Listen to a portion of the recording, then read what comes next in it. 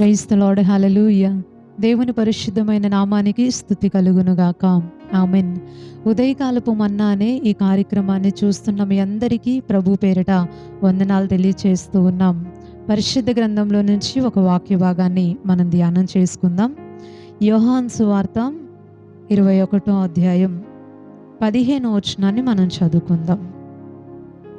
వారు భోజనము చేసిన తరువాత యేసు సీమోను పేతురును చూచి, యోహాను కుమారుడువైన సీమోను, వీరికంటే నీవు నన్ను ఎక్కువగా ప్రేమించుచున్నావా అని అడుగగా, అతడు, అవును ప్రభువా, నేను నిన్ను ప్రేమించుచున్నానని నీవే ఎరుగుదు అని ఆయనతో చెప్పాను. యేసు నా గొర్రె పిల్లలను మేపుమని అతనితో చెప్పాను. దేవునికి స్తోత్రం. హల్లెలూయా. మనం చదువుకున్నటువంటి ఈ వాక్య భాగంలో యేసు ప్రభువారు పేతురుని అడిగినటువంటి ఒక విలువైన మాట మనకి ఇక్కడ కనిపిస్తూ ఉంది. ఒక సందర్భంలో యేసు ప్రభువారు పేతురుని ఒక మాట అడిగారు.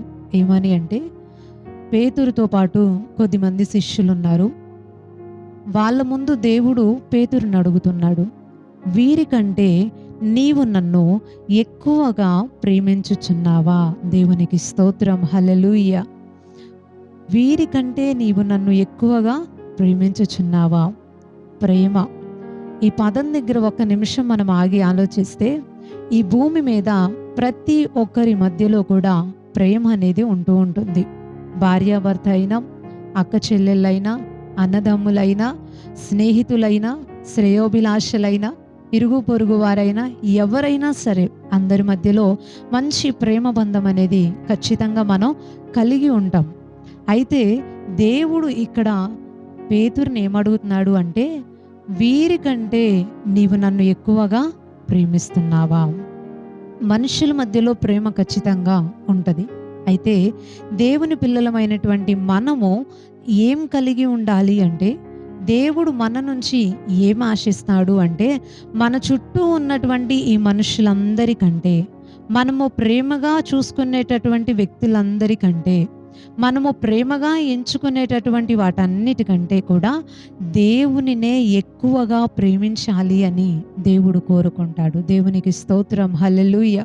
అందుకే దేవుడు ఈ ప్రశ్న పేతురు గారిని అడిగారు, ప్రేమిస్తున్నావా? ఆయన మనుషులమైన మనలందరినీ కూడా చాలా ప్రేమించాడు. ఎంతగా ప్రేమించాడు అంటే, ఆయన దేవుడై ఉండి కూడా మన కోసం మనుష్య రీతిగా ఈ భూమి మీదకి దిగి వచ్చి మనల్ని ప్రేమించి, మనందరం పాపం నుంచి విడిపించబడాలి అని, రక్షణలోనికి రావాలి అని, నిత్యత్వాన్ని పొందుకోవాలి అని దేవుడు మనల్ని ఎంతో ప్రేమించి మన కోసం తన ప్రాణాలని అర్పించాడు. అంతగా ప్రేమించాడు మన యేసయ్య. దేవునికి స్తోత్రం. హల్లెలూయా. అయితే ఈరోజు ఆయన బిడ్డలమైన మన నుంచి దేవుడు ఏం కోరుకుంటున్నాడు అంటే, తిరిగి మనం ఆయనని ప్రేమించాలి అని కోరుకుంటున్నాడు. తిరిగి ఆయనకి మనం ప్రాధాన్యత ఇవ్వాలి అని కోరుకుంటున్నాడు. ఆయన కోసం మనం కష్టపడాలి, ఆయన కోసం పని చేయాలి, ఆయన అప్పగించినటువంటి పనిని నమ్మకంగా జరిగించాలి అని దేవుడు మన నుంచి ఆశిస్తూ ఉన్నాడు. ఈ పదంలో మనకి చాలా స్పష్టంగా అర్థమవుతుంది. దేవుడు భోజనం చేశారు కదా, ఎలా ఉంది భోజనం? రుచిగా కుదిరిందా? ఇలాగ అడగచ్చు కదా. భోజనం చేసిన తరువాత అనే మాట అక్కడ రాయబడి ఉంది. అలా అడగుండాల్సింది. భోజనం ఎలా ఉంది? రుచిగా కుదిరిందా? కడుపు నిండా తిన్నారా? తృప్తి చెందారా అని అడుగుంటే వాళ్ళు ఉన్నటువంటి పొజిషన్కి, ఆ సందర్భానికి సరిపోయి ఉండేది. కానీ దేవుడు ఇక్కడ ఒక మాట అడుగుతున్నాడు, పేతురుని దృష్టి ఉంచి, వీరికంటే నీవు నన్ను ఎక్కువగా ప్రేమిస్తున్నావా? ఈ రోజుల్లో దేవుణ్ణి ప్రేమించేటటువంటి మనుషులు చాలా కనుమరుగైపోతున్నారు. ఒక మనిషిని ప్రేమించమంటే ప్రేమిస్తున్నారు, ఒక వస్తువుని ప్రేమించమంటే ప్రేమిస్తున్నారు, ఒక వాహనాన్ని ప్రేమించమంటే ప్రేమిస్తున్నారు, ఒక వస్త్రాన్ని, ఒక షర్ట్ అంటే ఇష్టం, ఒక డ్రెస్ అంటే ఇష్టం, లేదా ఒక శారీ అంటే ఇష్టం అంటే వాటి మీద ఎంతో ప్రేమ చూపిస్తారు. ఎంతో అపారంగా, ఎంతో భద్రంగా, ఎంతో జాగ్రత్తగా వాటిని దాచుకుంటారు, వాడుకుంటూ ఉంటారు. ఒక మనిషినో, వస్తువునో, వాహనాన్నో మనకు కనబడుతున్న వాటిని ప్రేమించినంత ఈరోజు ప్రజలు దేవునిని ప్రేమించలేకపోతున్నాడు. దేవుడు ఏం కోరుకుంటున్నారంటే, వస్తువు కంటే, వాహనం కంటే, మనుషుల కంటే, పని కంటే, డబ్బు కంటే, మనకు కనబడే ప్రతి దానికంటే కూడా దేవునినే మనం ఎక్కువగా ప్రేమించాలి అని. దేవునికి స్తోత్రం, హల్లెలూయా. దేవునిని ఎక్కువగా ప్రేమిస్తే మనకి ఏం కావాలో, ఎలా కావాలో, ఎప్పుడు కావాలో అన్నీ కూడా దేవుడే మన కోసం సమకూర్చి జరిగిస్తాడు. దేవునికి స్తోత్రం, హల్లెలూయా. దేవుడు జరిగిస్తాడు. పేతురు గారు ఈ సందర్భంలో దేవుడు ఎందుకు ఆ ప్రశ్న అడిగారు అంటే, దేవుడు మనుష్య కుమారునిగా ఈ భూమి మీదకి వచ్చిన తర్వాత 12 మంది శిష్యుల్ని ఏర్పాటు చేసుకున్నారు. ఆ 12 మందిలో పేతురు గారు ఒకళ్ళు.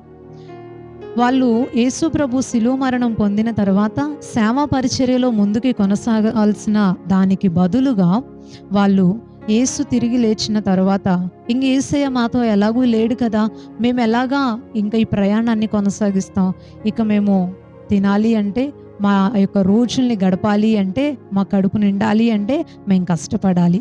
మళ్ళీ తిరిగి ఈ సేవా పిలుపుని వదిలిపెట్టేసి దేవుడు ఏ ఉన్నతమైన పని కోసం అయితే పిలిచాడో దానిని వదిలేసి మేము మరలా తిరిగి వెళ్ళిపోయి మా సొంత పని చేసుకుంటాం. జాలరు వృత్తిని వదిలేసి వచ్చాం కదా, మళ్ళీ తిరిగి వెళ్ళిపోయి మళ్ళీ చేపలు పట్టుకుంటాం అని చెప్పి ఆయనకి థాట్ రావడంతో పాటు ఆయనకు ఆలోచన వచ్చింది అంతవరకు అయితే పర్లేదు. కానీ మరి ఏం మాట్లాడుకున్నారో, ఎలా మాట్లాడుకున్నారో కానీ అక్కడ కొంతమంది శిష్యుల్ని తీసుకొని వాళ్ళందరూ కూడా కలిసి వెళ్ళి మరలా తిరిగి వృత్తిని ప్రారంభించుకున్నారు. మరలా తిరిగి చేపలు పట్టుకుంటున్నారు. అప్పుడు రాత్రంతా కష్టపడినా చేపలు దొరకలేదు. ఉదయం అయ్యేసరికి యేసు ప్రభువారు సముద్రం దరిన నిలబడి రాత్రంతా కష్టపడ్డారు, ఆకలితో ఉన్నారు, చేపలు లేవు, చాలా నిరాశతో తిరిగి వస్తున్నారని ప్రేమామయుడు కదండి, వాళ్ళ కోసం యేసు ప్రభువారు దరిన భోజనాన్ని సిద్ధపరిచాడు. దేవునికి స్తోత్రం, హల్లెలూయా. ఆ భోజనం సిద్ధపరిచినప్పుడు వాళ్ళు ప్రభువు అని గుర్తుపట్టి మొత్తానికి దేవుని మాట మేరకు ఒక సైడు వలేసి మంచిగా గొప్ప చేపల్ని తీసుకొని వచ్చి భోజనం సిద్ధపరచుకొని భోజనం చేశారు. అప్పుడు దేవుడు పేతురుని అడిగిన ప్రశ్న, వీరందరికంటే నువ్వు నన్ను ఎక్కువగా ప్రేమిస్తున్నావా అని. ఎందుకు దేవుడు ఆ ప్రశ్న అక్కడ అడిగారో తెలుసా అండి? నువ్వు అలా ప్రేమించి ఉన్నట్లయితే, నువ్వు నాకు అంత ప్రేమ నా పైన నీకు ఉన్నట్లయితే, నేను ఏ పని కోసమైతే పిలిచానో, ఏ ఉన్నతమైన దానికోసమైతే నేను నిన్ను ఏర్పాటు చేసుకున్నానో దానిని నువ్వు విడిచిపెట్టి మరలా తిరిగి వెనక్కడుగు వేసేవాడివి కాదు. నీతో పాటు వీళ్ళందరినీ కూడా తీసుకొచ్చేవాళ్ళు కాదు, వాళ్ళ మాట నువ్వు వినేవాడివి కాదు. నువ్వు నా కోసం నిలబడేవాడివి. అందుకని నువ్వు నన్ను అంతగా ప్రేమించలేదు. అందుకు దేవుడు ఆ మాట అడిగాడు, వీళ్ళందరికంటే నువ్వు నన్ను ఎక్కువగా ప్రేమిస్తున్నావా? నువ్వు నన్ను ప్రేమించున్నట్లయితే నా మాట వినేవాడివి, వాళ్ళ మాట విని వచ్చి ఉండేవాడివి కాదు, మరలా తిరిగి ఆ వృత్తిలో పాల్గొని ఉండేవాడివి కాదు. ఈ రోజుల్లో చాలామంది క్రైస్తవులుగా పిలువబడే వాళ్ళని మనం ఒకసారి గమనిస్తే దేవుని బిడ్డలందరూ కూడా ఏం చేస్తున్నారు అంటే, ఒకప్పుడు దేవుడు అంటే చాలా ఆసక్తి, ఒకప్పుడు దేవుని మాట అంటే చాలా భయం. ఎంత భయంతో దేవుని మాటని పాటించేవాళ్ళో, ఎంతగా దేవుణ్ణి ప్రేమించేవాళ్ళో, ఆయనకి ఇచ్చే విషయంలో, ఆయనకి తెచ్చే విషయంలో, ఆయనతో ఉండే విషయంలో, ఆయనతో గడిపే విషయంలో, ప్రార్థన విషయంలో, బైబిల్ విషయంలో, ఆయనతో సమయం హెచ్చించే విషయంలో, మందిరానికి వచ్చే విషయంలో, పరిచర్య చేసే విషయంలో, కానుకలు ఇచ్చే విషయంలో, అన్నిటిలో కూడా దేవుని బిడ్డలు ఎప్పుడూ ముందే ఉండుండేవాళ్ళు. కానీ ఈరోజు వెనక్కి వెళ్ళిపోయారు. మనుషుల్ని మాటల్ని బట్టో, పరిస్థితుల ప్రభావాలని బట్టో, దేనిని బట్టి వెళ్ళిపోయారో మనకి తెలియదు. కానీ సైతాను చాలా తెలివిగా దేవుని పైన ఉండవలసినటువంటి ప్రేమని పక్కదారిలోనికి మళ్లించేసింది. అందుకే ఈరోజు చాలామంది ప్రజలు ఆదివారం కూడా దేవుని సన్నిధికి రాలేకపోతున్నారు. చాలామంది ప్రజలు దేవునికి స్థానం ఇవ్వలేకపోతున్నారు. 24 గంటలు రోజు మొత్తం మీద దేనికో దానికి కష్టపడతా ఉంటారు, పని చేసుకుంటారు, నిద్రపోతారు, భోజనం చేస్తారు, ఫ్రెండ్స్తో చాటింగ్ చేస్తారు, మాట్లాడతారు, ఎన్నో అన్ని పనులు చేసుకుంటారు. కానీ ప్రభువు కోసం కొంచెం సమయం కేటాయించి, కనీసం 24 గంటల్లో 1 గంట కేటాయించి మోకాళ్ళేసి ప్రభువా అంట ప్రభువుతో మాట్లాడి ఆ సహవాసాన్ని, ఆ ప్రేమని ప్రభువుకి వ్యక్తపరచటం అనేది, దేవునికి ఆ ప్రాధాన్యత ఇవ్వటం అనేది ఈరోజు చాలా మందిలో మనం చూడలేకపోతున్నాం. చాలా రేర్గా కనిపిస్తున్నారు, చాలా అరుదుగా మనకి కనిపిస్తున్నారు అలాంటి వ్యక్తులు. మనం ఎన్ని కలిగి ఉన్నా, ఎంత సంపాదించినా, ఎంత మనం కూడబెట్టుకున్నా, ఎంతమంది ప్రజలు మన చుట్టూ తిరిగినా, ఎన్ని వస్తువులు కొనుక్కున్నా, ఎంత మేడమిద్దెలు కట్టుకున్నా, ఎంత ఉన్నతమైన స్థితిలోనికి మనం ఎంత ఎదిగినా కానీ దేవుణ్ణి మాత్రం ప్రేమించే విషయంలో మనము వెనకడుగు వేయకూడదు. దేవునికి స్తోత్రం, హల్లెలూయా. ముందుకొచ్చిన తర్వాత మళ్ళీ వెనక్కి వెళ్ళటం అనేది జరగకూడదు. పరిస్థితి ఏదైనా సరే, ఈరోజు మనం కలిగి ఉన్నది దేవుడిచ్చిందే, మనం తినేది దేవుడిచ్చిందే, మనతో ఉన్నటువంటి వ్యక్తులు కూడా దేవుడిచ్చినోళ్ళే. ఆ ప్రేమ దేవుడు పుట్టించకపోతే ఈరోజు మనతో ఎవరు నిలబడరు. అంత గొప్ప వ్యక్తిత్వం కలిగినటువంటి క్యారెక్టర్ కాదు మనది. దేవుడు ఆ ప్రేమను పుట్టించాడు. దేవుడు ఆ యొక్క బంధాలను ఏర్పాటు చేశాడు. దేవుడే అందరిని తీసుకొచ్చాడు. దేవుడే పనినిచ్చాడు. దేవుడే డబ్బులనిచ్చాడు. అన్ని దేవుడే ఏర్పాటు చేశాడు. సాక్ష్యం చెప్తాం కదండి, దేవుడే చేశాడు అని.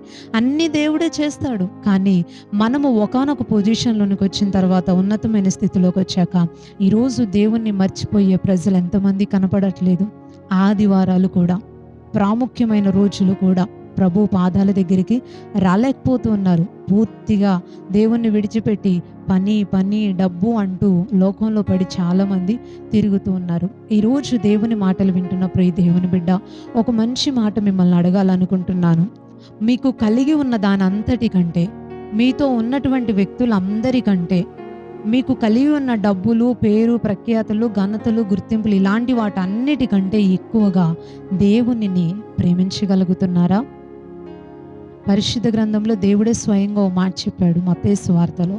తండ్రినైనా, తల్లినైనా, కుమారుణ్ణైనా, కుమార్తెనైనా, అక్క చెల్లెలనైనా, అన్నదమ్ములనైనా సరే నాకంటే ఎక్కువగా ప్రేమించేవాడు నాకు పాత్రుడు కాదు అని.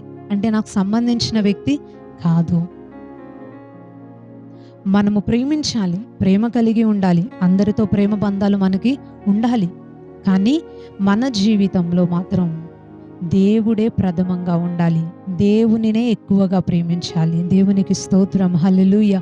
అలా దేవుణ్ణి కనుక మనం ప్రేమించగలిగితే, దేవునితో కనుక మనం ఉండగలిగితే, దేవునికి కనుక మన జీవితంలో స్థానం ఇవ్వగలిగితే, ఖచ్చితంగా మనకి ఏం కావాలో, ఎప్పుడు కావాలో, ఎలా కావాలో అన్ని రీతిలుగా దేవుడే మార్గాల్ని తెరిచి మన కోసం సమస్తాన్ని సిద్ధపరుస్తాడు, మేలు కలిగిస్తాడు. అన్ని విషయాల్లో దేవుడే మనల్ని పట్టించుకుంటాడు, పోషిస్తాడు, కొరత లేకుండా చేస్తాడు, ఆశీర్వదిస్తాడు. ఒకరి దగ్గర చేయి చాపే పరిస్థితి మన జీవితాల్లోనికి దేవుడు రానివ్వడు, అస్సలు రానివ్వడు.